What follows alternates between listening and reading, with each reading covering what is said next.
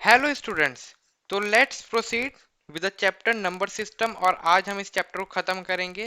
That is our exercise 1.6। अब हम इस वीडियो में खत्म करेंगे विद एग्जांपल 21।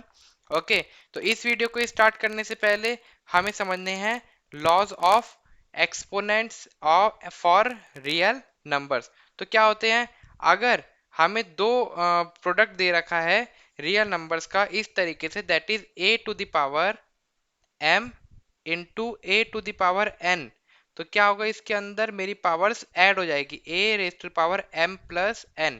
एग्जाम्पल, अगर दे रखा है आपको 2 की पावर 3 इंटू 2 की पावर 1, तो आप क्या करेंगे, 2 raise to the power 3 plus 1 which is equal to 2 to the power 4। I hope आपको समझ में आया होगा। सिमिलरली ये जो सेकंड पार्ट हमें दे रखा है, सेकंड हमें क्या बता रहा है, अगर हमें पावर इस तरीके से दे रखी है a to the power m into n, तो ये क्या हो जाएगा, a to the power m cross n। तो a मेरा कुछ भी रियल नंबर हो सकता है, तो अगर पावर इस तरीके से दे रखी है तो हम पावर्स को मल्टीप्लाई कर देंगे। अगर पावर्स मेरे को डिवीजन में दे रखी है, that is a raise to the power m divided by a raise to the power n, तो वो क्या हो जाएगा, a raise to the power m minus n, जिसमें m क्या होना चाहिए, m मेरा ग्रेटर देन n होना चाहिए।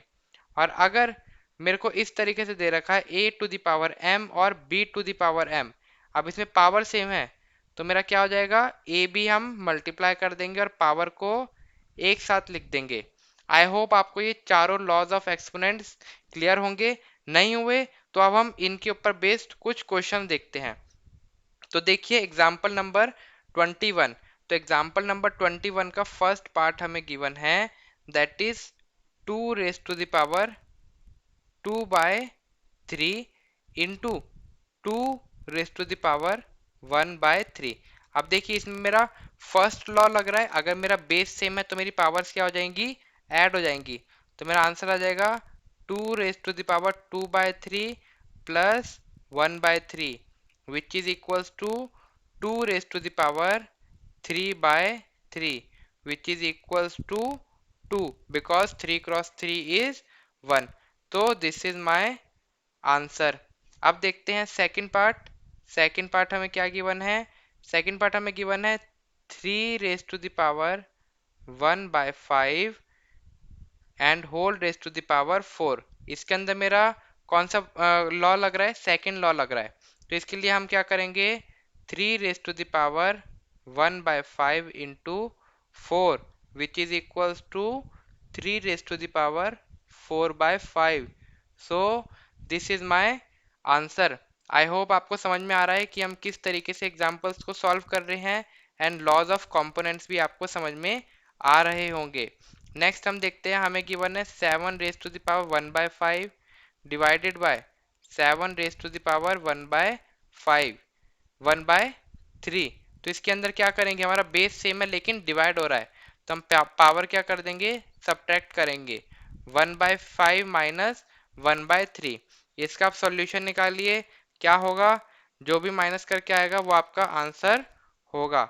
नेक्स्ट हम देखते हैं फोर्थ पार्ट। फोर्थ पार्ट आपको गिवन है 13 raise to the power 1 by 5 into 17 raise to the power 1 by 5। इसमें क्या करेंगे, पावर सेम है तो हम क्या करेंगे, सिर्फ बेस को हम मल्टीप्लाई कर देंगे और पावर को हम कॉमन लिख देंगे। तो जो भी आपका आंसर आएगा, so that will be the answer. I hope आपको समझ में आया हो this example number 21। Let's start with the exercise 1.6। तो देखते हैं इस एक्सरसाइज में हमें क्या क्या सॉल्व करना है। तो एक्सरसाइज का फर्स्ट क्वेश्चन हमें गिवन है, वी हैव टू फाइंड, हमें क्या फाइंड करना है, 64 raise to the power 1 by 2। Second part is 32 raise to the power 1 by 5 and then third part is given me as 125 raise to the power 3। देखते हैं इसको हम किस तरीके से सॉल्व करेंगे। तो मेरा फर्स्ट पार्ट गिवन है 64 raise to the power 1 by 2। अब याद कीजिए कि 64 किसी का स्क्वायर है, ऑब्वियसली है, तो हम 64 को क्या लिख सकते हैं, 8 स्क्वायर।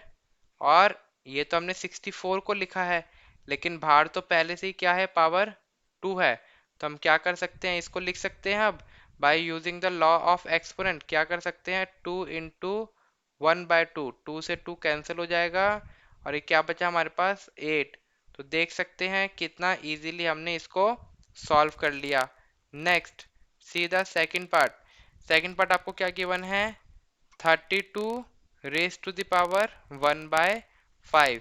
तो 32 को आप क्या लिख सकते हैं, 2 raised to the power 5। Okay, and then बाहर हमें गिवन है 1 डिवाइडेड बाय 5। तो क्या हो गया, 2 raised to the power 5 into 1/5। तो 5 से 5 cancel and then 2 left, so this will be the answer. Then see the third part. Third part आपको गिवन है 125 raised to the power 1/3। तो आप 125 को क्या लिख सकते हैं, 5 का क्यूब।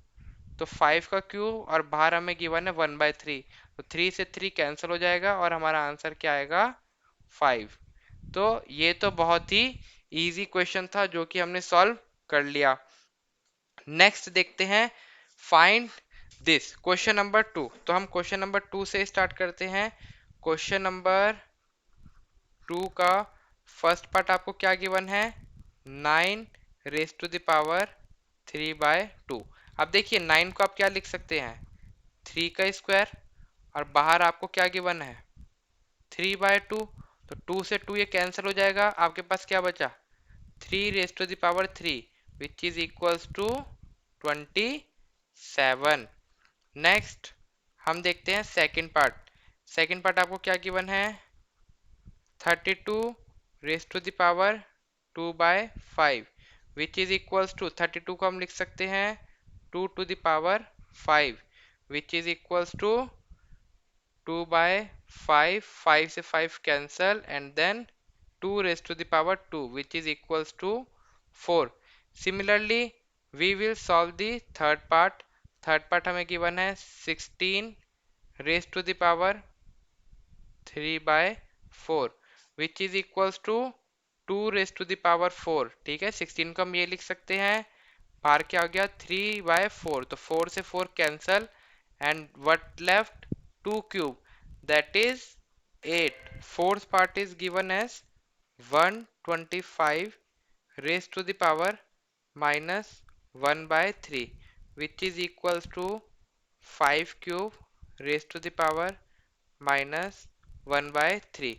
तो 3 से 3 cancel out, what left 5 raised to power minus 1 which we will write as minus, which we will write as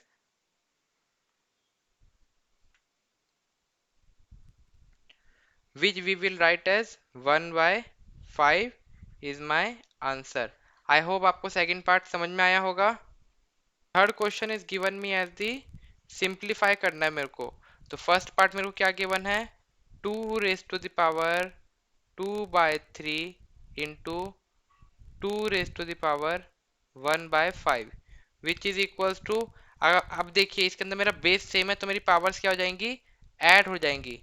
तो अब आपको थोड़ा थोड़ा होमवर्क मिलेगा। तो अब हम क्या कर देंगे, 2/3 प्लस 1/5, तो पावर्स ऐड कीजिए, जो भी आपका आंसर आएगा so that will be the answer.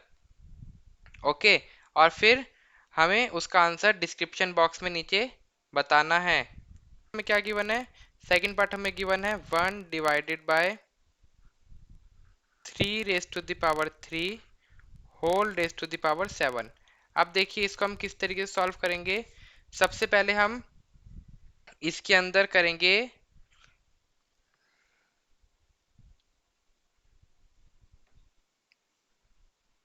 इसको हम लिख सकते हैं 3 raised to the power 3 को 3 raised to the power-3।